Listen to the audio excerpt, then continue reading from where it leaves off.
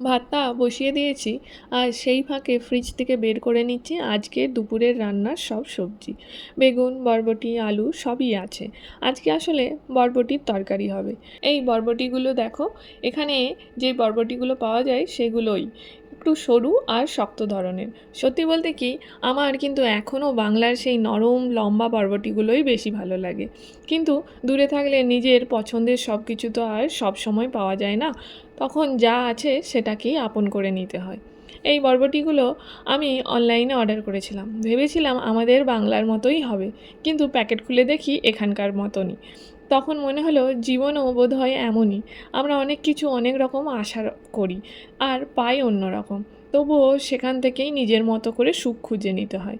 এদিকে সবজি কাটার জন্য বটিটা নামিয়েছিলাম, জয়াংকে একটু দূরে বসিয়ে রেখেছিলাম, কিন্তু না, ওর তো এখানেই আসতে হবে, কান্নাকাটি শুরু করে দিল। শেষে বললাম ঠিক আছে আসো, তবে দূরে বসে শুধু দেখবে, সামনে আসা যাবে না কিন্তু। কি বুঝলো কে জানে, একটু দূরে বসেই সবজি নিয়ে খেলতে শুরু করে দিল। আসলে একটা জিনিস আমি মা হওয়ার পর খুব ভালো করে বুঝেছি, বাচ্চাদেরকে যদি সব সময় না বলি ওরা ঠিক সেই কাজটাই করতে চায়, কিন্তু যদি তাদেরকে নিজের কাজের মধ্যেই একটু জায়গা করে দিই তাহলে অনেক সময় ওরা বেশ শান্তভাবেই পাশে থাকে। অবশ্য তার মানে এই নয় যে ওরা আর ডিস্টার্ব করবে না। বাচ্চা মানেই একটু এলোমেলো করবে, একটু ব্যস্ত রাখবে, একটু জড়িয়ে থাকবে।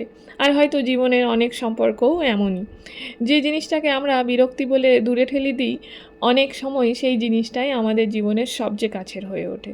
তাই সব কিছু বদলানোর চেষ্টা করার আগে কিছু কিছু জিনিসকে গ্রহণ করে নেওয়াও দরকার, কারণ গ্রহণ করার মধ্যে একটা অদ্ভুত শান্তি আছে। এদিকে বরবটি, আলু আর বেগুন দিয়ে আজকে একটু পোস্তর মতো করে রান্না করব। নিরামিষ দিন তো, তাই মেনু একদম সাদামাটা। আর রান্না করতে করতে আজকে একটা কথা বারবার মাথায় আসছিল। খেয়াল করে দেখছি আমরা এখন সবাই খুব বেশি রেজাল্ট ওরিয়েন্টেড হয়ে গেছি।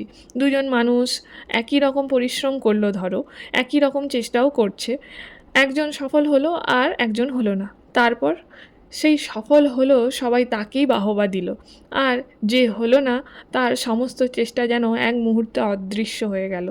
কেউ আর তার পরিশ্রমের কথা মনে রাখলো না, কেউ জিজ্ঞেসও করলো না তুমি কতটা চেষ্টা করেছিলে, কেউ জানতেও চাইলো না তুমি এখন কেমন আছো। আমরা ফলটাকে দেখি কিন্তু ফল হওয়ার গল্পটা দেখি না। একটা গাছের ক্ষেত্রেও তো তাই, মানুষ ফলটা মিষ্টি কিনা সেটা বিচার করে, কিন্তু একটা ছোট্ট বীজ থেকে গাছ হয়ে ওঠার পথটা খুব কম মানুষই দেখে। কত রোদ, কত বৃষ্টি, কত ঝড়, কতই অপেক্ষা পেরিয়ে তবেই একটা গাছে ফল আসে। জীবনের ক্ষেত্রেও হয়তো একই কথা, সব ফল আমাদের হাতে থাকে না, কিন্তু চেষ্টা, ধৈর্য আর সততাটা আমাদের হাতেই থাকে। তাই আজকাল আমি ফলের চেয়ে যাত্রাপথটাকে একটু বেশি গুরুত্ব দিতে শিখছি, কারণ শেষ পর্যন্ত জীবনটা শুধু কোথায় পৌঁছলাম সেই গল্প নয়, জীবনটা হলো পৌঁছানোর পথে আমরা কেমন মানুষ হয়ে উঠলাম সেই গল্প। এদিকে কচু সেদ্ধও তৈরি হয়ে গেছে, সঙ্গে কাঁচা লঙ্কাও সেদ্ধ দিয়েছিলাম।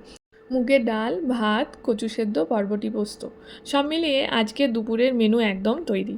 এবার ভাত বাড়ি, সবাই মিলে দুপুরের খাওয়াটা সেরে নিই, কারণ একটা সম্পূর্ণ খাবার টেবিলে আসার আগে তার পেছনেও লুকিয়ে থাকে অনেকটা সময়, অনেকটা পরিশ্রম আর অনেকটা ভালোবাসা।